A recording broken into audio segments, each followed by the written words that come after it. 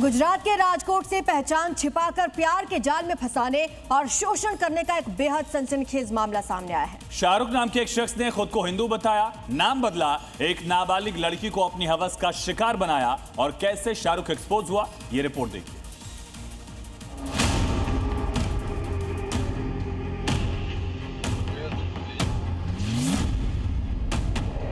गुजरात के राजकोट से एक बेहद चौंकाने वाला और संवेदनशील मामला सामने आया है। यहां के गांधीग्राम इलाके में शाहरुख नाम के शख्स ने अपनी असली पहचान छिपाई, खुद को हिंदू बताया और एक नाबालिग लड़की को अपने प्रेम जाल में फंसाया। लड़की ने शाहरुख नाम के शख्स पर बेहद गंभीर आरोप लगाए। शिकायत के मुताबिक आरोपी ने 2023 में हिंदू बनकर लड़की से दोस्ती की। शाहरुख ने पहचान छिपाकर अपना नाम ऋषभ बताया। प्यार और शादी का झांसा देकर 3 साल तक लड़की का शोषण करता रहा। झूठ की बुनियाद पर चल रहा यह शोषण का खेल तब खत्म हुआ जब एक दिन पीड़िता के हाथ आरोपी का असली पहचान पत्र लग गया। जैसे ही लड़की ने उस पहचान पत्र को देखा, उसके तो पैरों तले जमीन खिसक गई। जिसे वो 3 साल से ऋषभ दवे समझ रही थी, उसका असली नाम शाहरुख था। धोखाधड़ी और असलियत सामने आने के बाद पीड़िता ने तुरंत गांधीग्राम पुलिस स्टेशन का रुख किया। पुलिस ने तत्परता दिखाई और आरोपी शाहरुख के खिलाफ बलात्कार और पॉक्सो एक्ट की गंभीर धाराओं के तहत मामला दर्ज कर लिया। पुलिस ने आरोपी शाहरुख को अरेस्ट कर लिया है और आगे की कानूनी कार्रवाई और जांच तेज हो चुकी है। ब्यूरो रिपोर्ट, जी मीडिया। और आस्था के सबसे बड़े केंद्र में सेंध लगाने वाले इन रामद्रोहियों का हिसाब अब कानून करने जा रहा है। प्रभु श्री राम के चढ़ावे की पवित्र रकम से जिन्होंने अपना साम्राज्य खड़ा किया, पुलिस अब उनकी ईंट से ईंट बजाने की तैयारी में है। और इस पूरे सिंडिकेट का पर्दाफाश होना तय है, क्योंकि पूछताछ में टिन्नू और मनीष ने बड़े खुलासे किए हैं।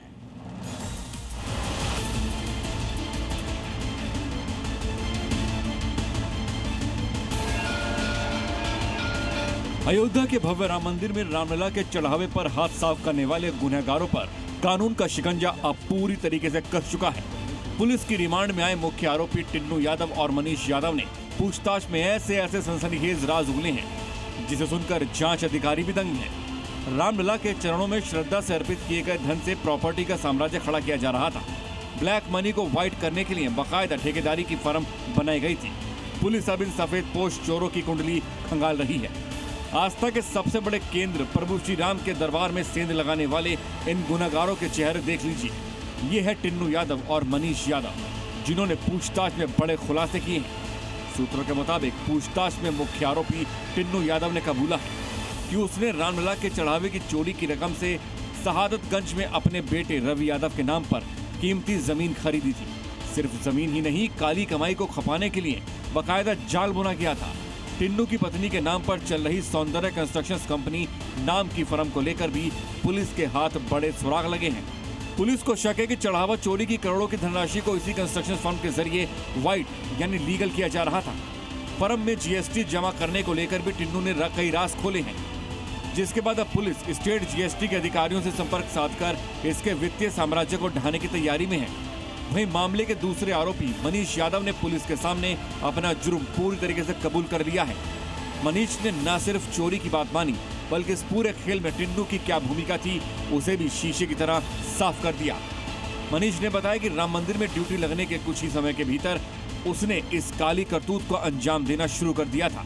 और सुनिए, रामलला के दरबार से चुराए गए इन रुपयों से ये आरोपी न सिर्फ महंगे उपहार खरीद रहे थे और निवेश कर रहे थे, बल्कि पाप की इस कमाई को छिपाने के लिए बाकायदा भंडारे का आयोजन भी कर रहे थे। कानून का शिकंजा यही नहीं थमा। पुलिस ने इन दोनों आरोपियों के कई करीबी रिश्तेदारों को भी समन देकर पूछताछ के लिए बुलाया। आरोपी और उनके रिश्तेदारों से मिले जानकारियों का जब पुलिस ने अलग अलग क्रॉस वेरिफिकेशन यानी सत्यापन कराया, तो कुछ और जमीनों में बड़े निवेश की बात सामने आई है।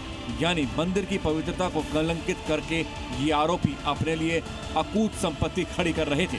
फिलहाल पुलिस की टीमें इन दोनों आरोपियों की ठेकेदारी फर्म, जमीन के कागजात और बैंक खातों को खंगाल रही है। साफ है कि रामलला के चढ़ावे पर हाथ साफ करने वाले इन रामद्रोहियों का बचना अब नामुमकिन है। जल्द ही इस सिंडिकेट से जुड़े कुछ और बड़े नाम सामने आ सकते हैं। ब्यूरो रिपोर्ट, जी मीडिया।